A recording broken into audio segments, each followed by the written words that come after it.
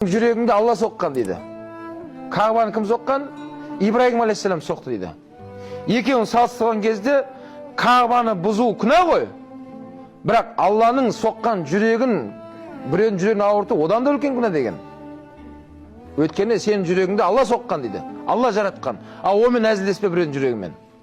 Біреуді ашуландырма, біреуді налтпа, біреуді қарғатпа. Өйткені сен оның несіне тиіп атсың.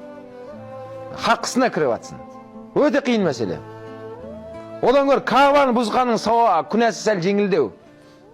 Біреудің жүрегін ауыртып, оны налынып күнә алғаннан Кағбаның несі жеңілдеу? Күнәсі жеңілдеу. Кағбаны бұзуға болмайды.